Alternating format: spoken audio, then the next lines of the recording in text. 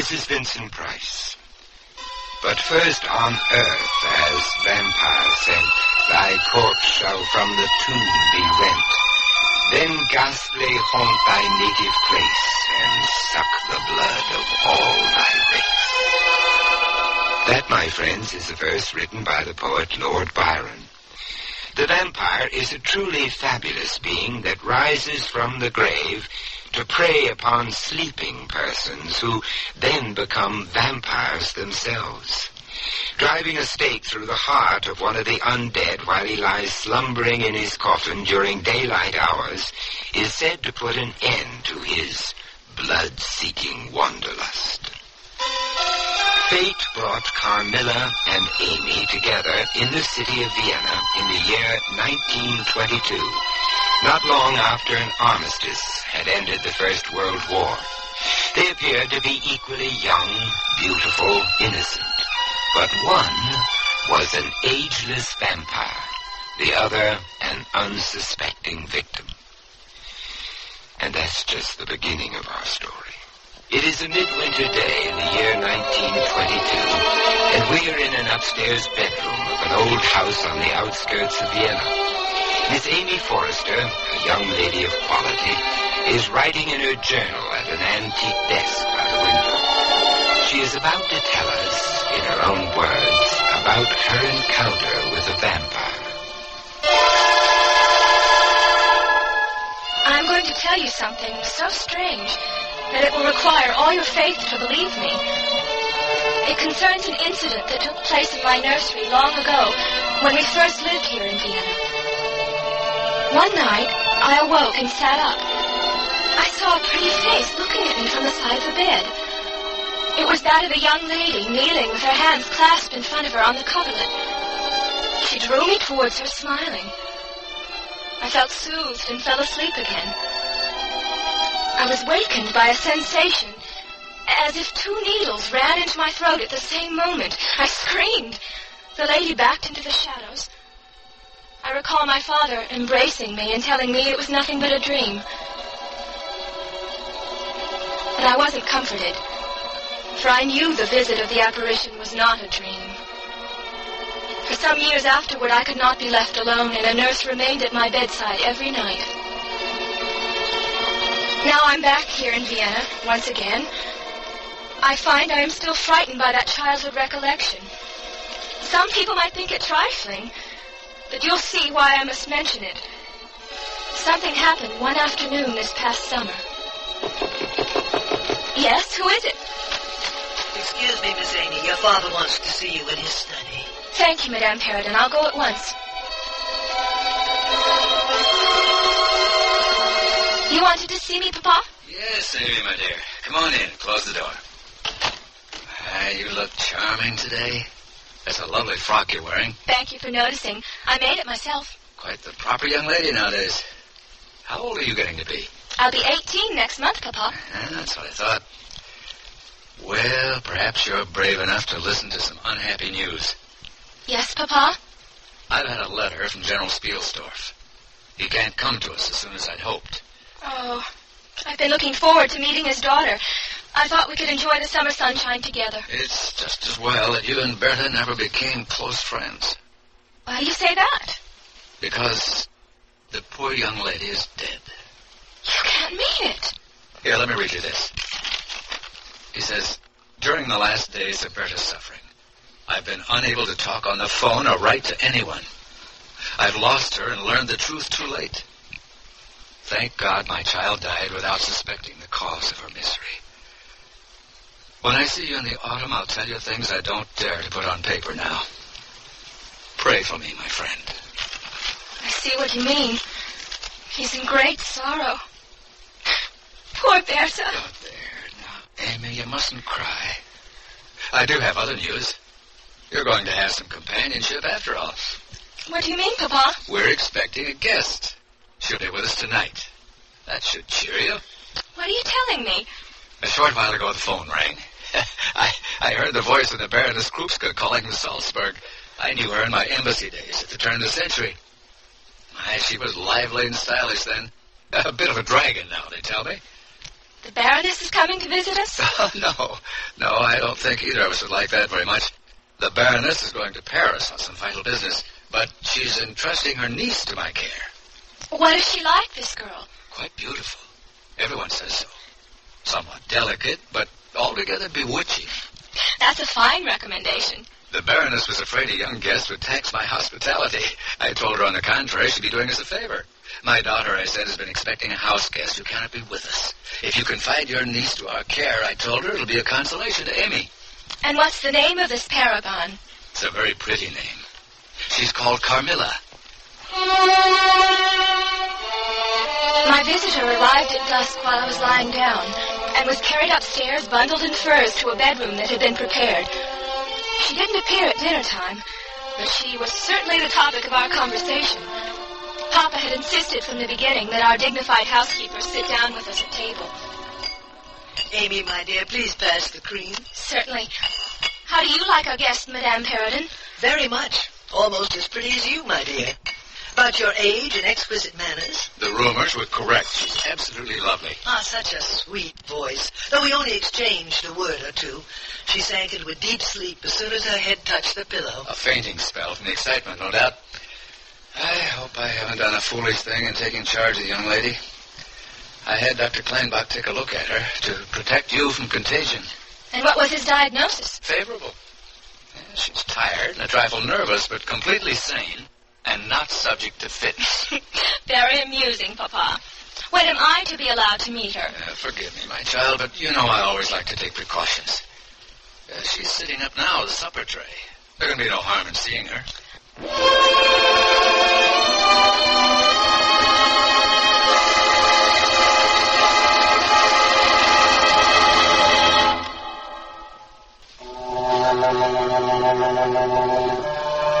Shortly thereafter, I entered the sanctum sanctorum. Carmilla rested against pillows on the canopied bed. As I approached and opened my mouth to speak, I was suddenly struck dumb. I saw the very face which had visited me that terrible night in my childhood. It was a pretty face, but with a melancholy expression. This changed into a smile of recognition. I couldn't say a word. It was she who spoke first. How wonderful! 12 years ago I saw your face in a dream, and it has haunted me ever since. Wonderful indeed. 12 years ago, whether in a dream or in reality, I certainly saw you. I couldn't forget your face. This is not to be believed. She took my hand and pressed it. Whatever had frightened me was gone. I felt reassured and blushed as I stammered words of welcome. Sit here beside me. I must tell you my vision about you. It's so strange that we had a vivid dream of each other, you and I, that we have seen one another before, looking as we do now, when, of course, we were both children. My father has books on psychic experience, perceptions, intuitions, whatever you want to call them, but I never believed a word of it, until now. Let me tell you. I was perhaps 6 years old. I woke from a troubled dream to find myself in a different room in another house. I knelt beside a bed as if to pray. Then I saw you. It was most assuredly you, as I see you now, with golden hair and angelic blue eyes. Ah, it was your looks that won me over. I wanted you to be my friend. I recall embracing you as if we had always known each other, and then I think we both fell asleep. Is that what you remember? I was roused by a scream. You were sitting up screaming. That frightened me and I ran away. Somehow I lost consciousness, and when I came to, I was in my own bed again, at home. I only know that I was greatly terrified. In all this time, I've never forgotten your lovely face. It isn't a mere resemblance. You are the young girl whom I saw then. I don't know which of us should be the most afraid. Oh, but if you were less pretty, I should be very much afraid of you. But being as you are, and young as we both were, I only feel that I made your acquaintance years ago. It does seem as if we were predestined to be friends. I've never had a close friend, and I've longed to find one. Dear Amy, Have I found one now? I'd like to be companionable. I'll try. I want to make a compact of true friendship. But forgive me, You're exhausted. I can see that. Yes, suddenly I feel quite tired. It's my fault, Carmilla. I'll bid you good night. Oh, please don't go. The doctor thinks you ought to have a maid to sit up with you. One of ours is waiting in the hall. You'll find her most useful and quiet. No, I never could sleep with an attendant in the room. Our house was robbed once, and a servant was murdered, so I always lock my door. It's become a habit. I know you won't mind. I see there's a key in the lock here. Suit yourself. Lock yourself in if you like. You'll be quite safe. Good night, then, my new friend. Or should I say my old friend? It's hard to part with you, but we'll see each other again tomorrow. Though not too early. I like to lie abed most of the day. I'm what they call a night person. You'll soon get used to that. Good night.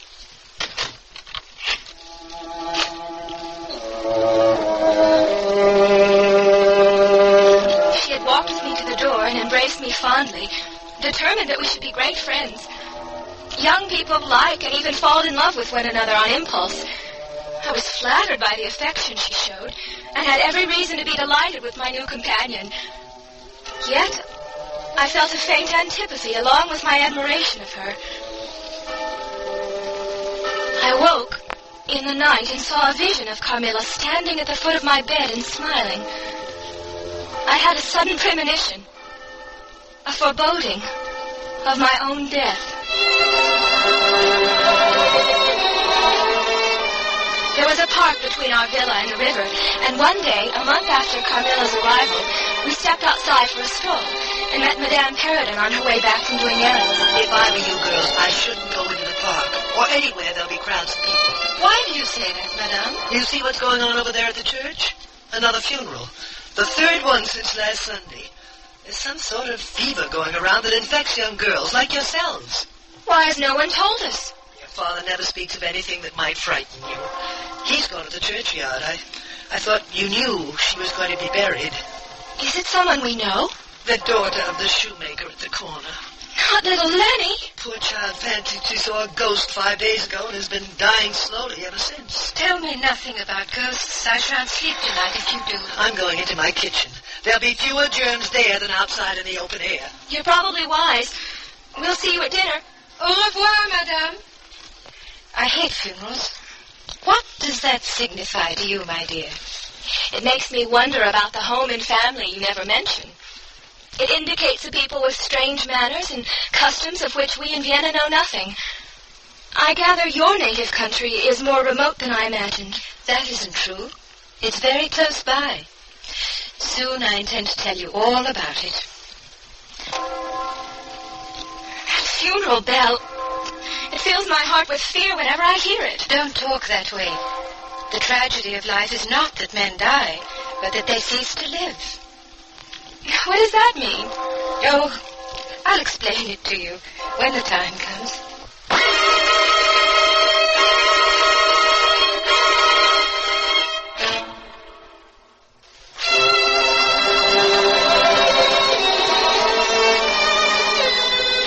Snow is falling on the Viennese countryside out beyond the window where Amy Forrester continues to write in her journal. The icicles on the roof outside seem an appropriate background for Amy's story of her encounter with a vampire. Later, Carmilla grew cheerful, and we talked a great deal. The evening went by without further sign of her weakness, as she called it. I didn't want her to pick up the fever they said was all around us. I was so healthy, I couldn't allow anything to happen to my guest. The following evening after dinner, my father called us to his study. Come right in, young ladies. I have something to show you. Here, look at these. What are they, Father? Old pictures, portraits mostly. I recently sent them to be cleaned. Are they splendid? Do you see them, Carmilla? Yes, I can see them very well. My late wife was of an old Hungarian family. Most of these have come to us through her. Don't you like them? Images of dead people. I neither like nor dislike them. But they're undoubtedly old, and some of them are quite curious. I'm seeing most of these myself for the first time.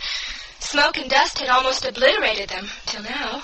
One in particular should interest you. Let's see. Yeah, here it is. I remember that when I always loved her. But she was so blackened with age I could hardly make out the face. It's a small picture, but interesting. What is her history? Not only a small picture, it's a small miracle. Why, it's the very image of you, Carmilla. It's certainly a wonderful likeness. I thought you'd notice that. It's really startling. It seems to live. Here you are on canvas, living, smiling, ready to speak. Isn't it perfection? See, she even has a little mole like yours on her throat. I don't have a mole. It's a beauty spot. May I hang this picture in my room? May I, Father? Of course you may. Now the lettering's restored, we can read the name quite plainly. Marcia Kernstein. And the date, 1698. Yes, but it's not Marcia. The name is Mircalla, Countess of Karnstein. And there's a tiny coronet above it. I'm descended from the Karnsteins. I ought to say my mother was. Ah, so am I, you know. A long descent, very ancient.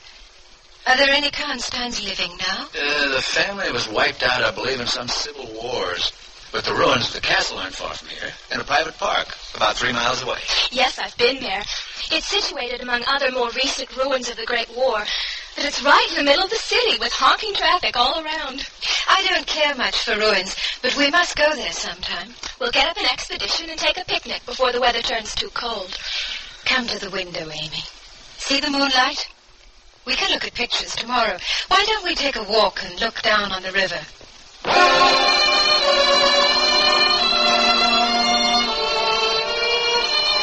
It's so like the night you came to stay with us.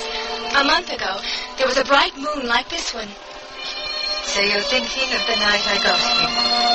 Are you glad I came? I shall always be glad. And you asked for the picture you think resembles me, to hang in your room? I declare, you're getting sentimental, Carmilla. When you get around to telling me your story, it'll be one romance after another. Don't be silly. I'm sure you've been in love. There's probably an affair of the heart going on right now. I've never cared deeply for anyone.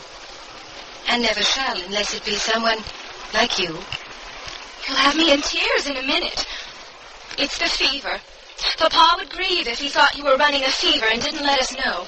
How cold it's getting to be. Oh, that wind off the Danube. Yes, let's go back to the house at once. Soon we were by the fire. Carmilla seemed more melancholy than ever before. Tell me, my dear, have you heard from your aunt while you've been with us? No. Do you know where a letter would reach her right now? I can't really say. But I do think I've overstayed my welcome. You've already been too hospitable. I shall go away tomorrow and look for my aunt. I know where I will find her eventually. Carmilla, you're talking nonsense. Oh, you mustn't dream of doing any such thing. I won't consent to your leaving us. The Baroness said you should stay with us till she returned. Do you hear that, Carmilla? We won't allow you to leave us. I'm not used to taking orders from anyone. Oh, no one is giving orders, my dear girl. But tonight the reports of the mysterious disease in the district are more alarming than ever. I feel responsible for your safety. You mustn't think of leaving us.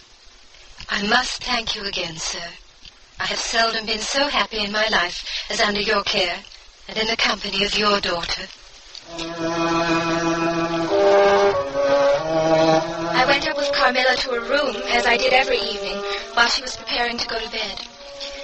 I apologize for my behavior tonight. There are things I want to tell you, but I don't know how to begin. Do you think you'll ever confide in me? You won't answer. I ought not to have asked you that. You were quite right to ask me. I wish I could answer, but you don't realize I'm under vows.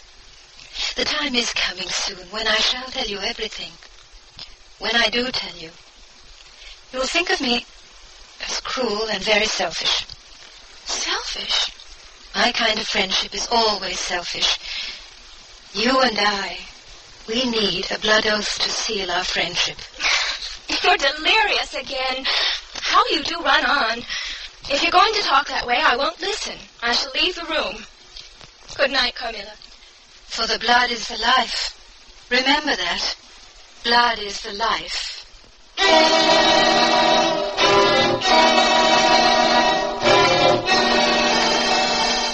adopted Carmilla's precaution of locking my bedroom door, having taken into my head her fear of midnight invaders. But dreams have a way of coming through walls to light up dark rooms. I had a dream that night, which was the beginning of an agony of dreams. I saw, or imagined I saw, something moving around the foot of my bed. It was a sooty black animal that seemed like a monstrous cat. Before my eyes, it transformed itself into Carmilla, standing there, staring with blood on her nightgown. I heard a voice. Your mother warns you to beware of the assassin. I was terrified. I ran to the door and found it locked as usual from the inside. My next recollection is of being in the hallway, crying for help and pounding on Carmilla's door.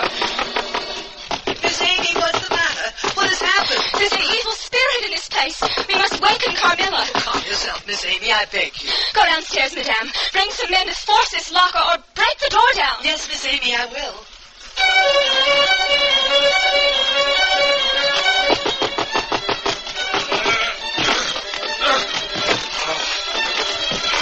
The door swung open. We gazed into the room. Carmilla! Carmilla! Carmilla, where are you? He called her by name, but there was no reply. We looked round the room. Everything was undisturbed. It was exactly in the state I left it when bidding her good night. But Carmilla was gone. We thought Carmilla might have hidden herself somewhere nearby. But the door had been locked and the windows all secured. Daylight brought no solution. The entire household was in a state of agitation. As evening came on, I went upstairs again, and there was Carmilla, standing at a dressing table. She beckoned to me, and I ran to embrace her. Amy, oh, my own darling Amy. We've been frightened half to death. Where have you been? When did you come back? This last night has been a night of wonders. I want a sensible explanation. It was past 2 last night before I went to sleep, with the doors and windows locked. All I can say is that my sleep was uninterrupted and dreamless, but I woke just now on the sofa in the little dressing room. The door between the rooms was open. The other door was forced open. How could that have happened without my being wakened? By this time, hearing voices, my father entered the room. He was incredulous to be told the same story I had heard. He took Carmilla's hand. Will you forgive me, my dear, if I ask you a question? Ask what you please. I'll do my best to answer, but my story is simply one of bewilderment. Precisely. Now, the marvel of last night consists in your having been removed from your bed in your room without being wakened. What possible explanation can there be? Have you ever been suspected of walking in your sleep? Never. Not since I was very young. Ah, but you did walk in your sleep when you were young. Yes, I was told so by my nurse. Oh, well, and what happened is this. You got up in your sleep and unlocked the door. You took the key with you, locking the door from the outside. Do you follow what I mean? But how, Papa, do you account for her finding herself in the dressing room, which we had searched so carefully? She came back there after you had searched it, still in her sleep, and awoke spontaneously, as much surprised to find herself where she was as anyone else. I wish all mysteries were as easily explained. The explanation involves no drugging, tampering with locks, no burglars, poisoners, witches, nothing that need alarm anyone about our safety. And that's the end of it. Father arranged that a servant should sleep outside Carmilla's door, in case she walked in her sleep again. But if her sleep was dreamless, mine was not. Strange sensations troubled my sleep. There was a cold, peculiar thrill, as if one were swimming against the current of a river. Sometimes there came a sensation as if warm lips kissed me, longer and more lovingly as they reached my throat. And there, the caress fixed itself. My breath came faster and faster with a sense of strangulation till I became unconscious. It told on my appearance, this siege of nightmares. But I assured my father I was quite well. In a way, this was true. I felt no pain. Some kind of narcotic was acting on me, and my perceptions were benumbed.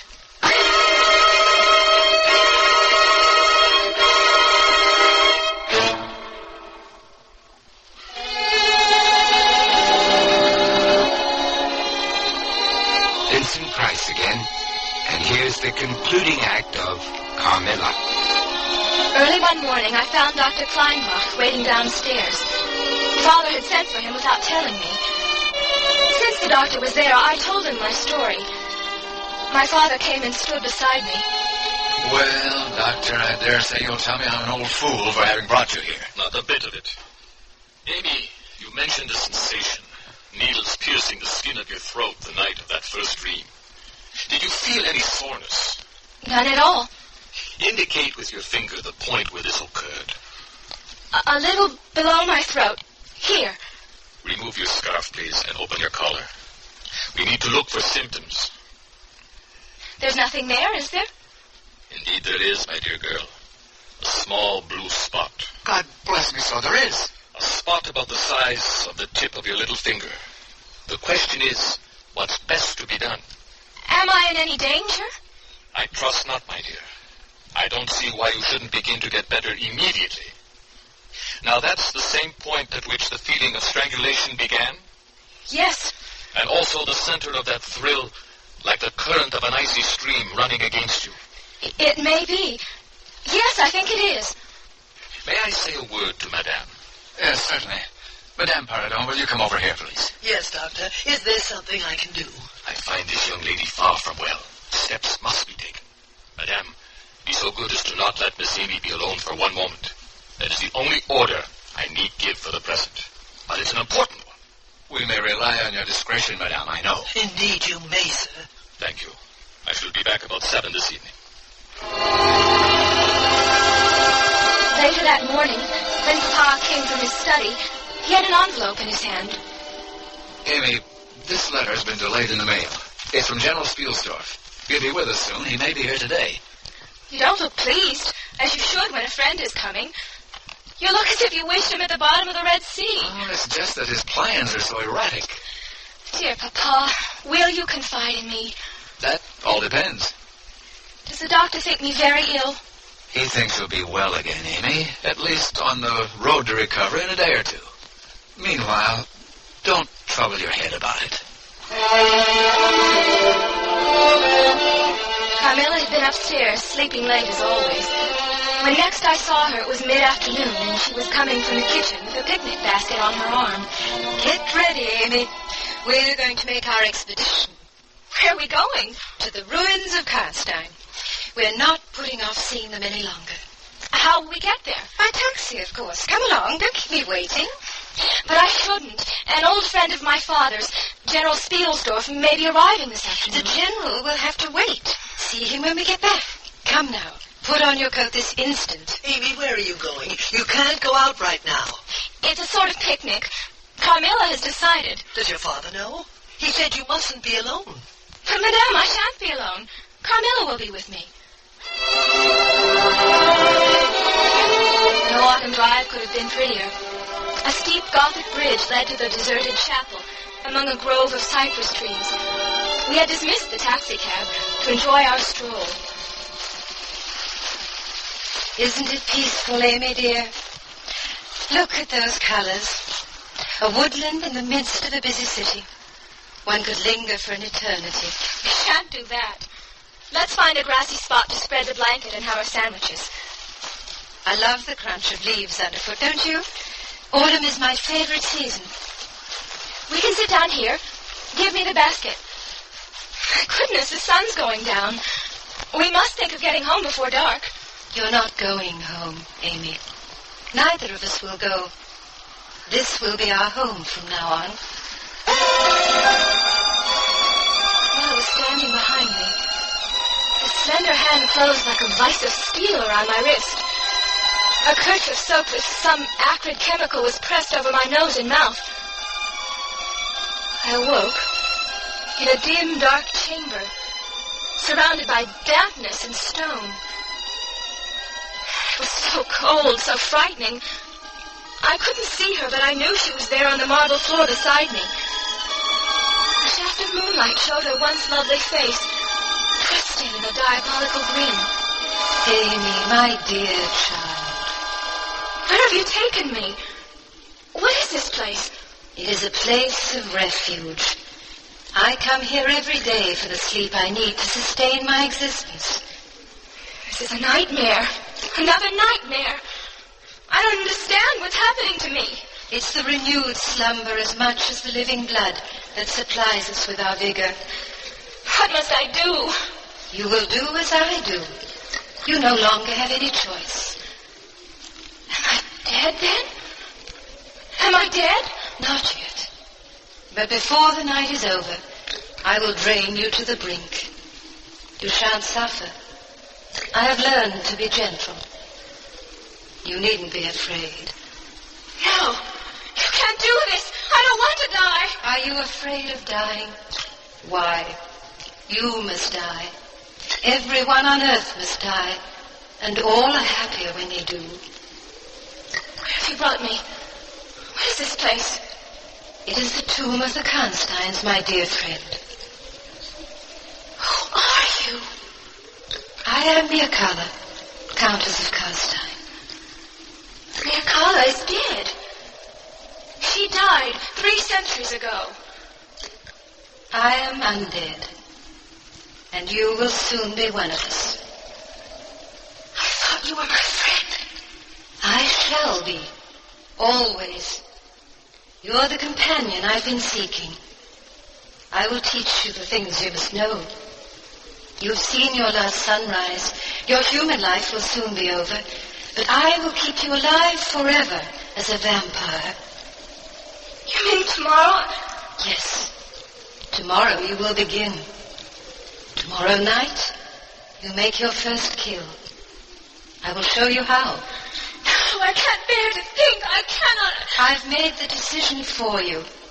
You had to come with me.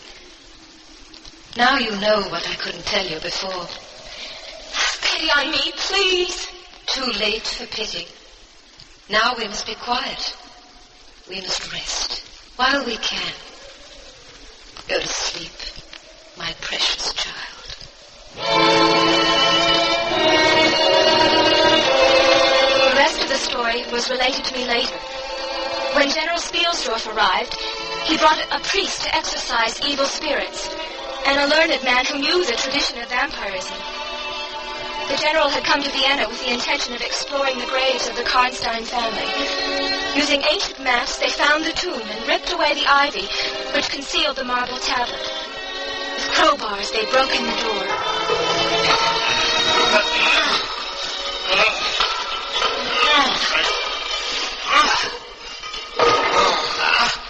Good work.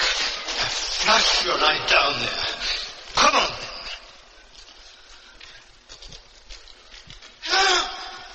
Look. I didn't anticipate this. Look there, my friend. They are here. Both of them are here. But Amy looks so pale. Is she? Stand aside. Let me test her pulse. Is she alive? Yes, she's alive. Though the heart action and the respiration are barely perceptible. Then we've come in time? We'll save her, never fear. And the other one there, gentlemen, is the Countess Mircalla. I knew her by another name. Carmilla and Mircalla, the same creature, with the letters of the name rearranged.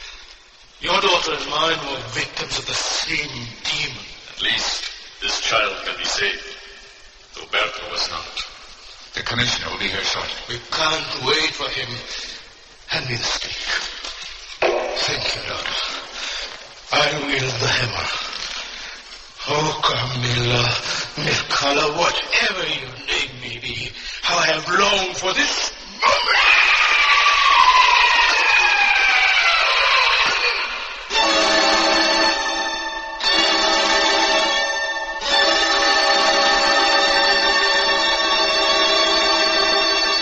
It has taken me a long time to recover. But to this day, the image of Carmilla returns to memory. Sometimes the playful, languid girl. Sometimes the writhing fiend I saw in the tomb under the ruined chapel. Often from a daytime reverie, I have been startled into sudden fear, thinking I have heard the light step of Carmilla at the door to my room. In the light of day, it is not particularly alarming. At night, in the dark, it is sometimes enough to make my heart stop. I am assured that Carmilla is dead. Yet she will never be gone from my memory. Not now. Not ever.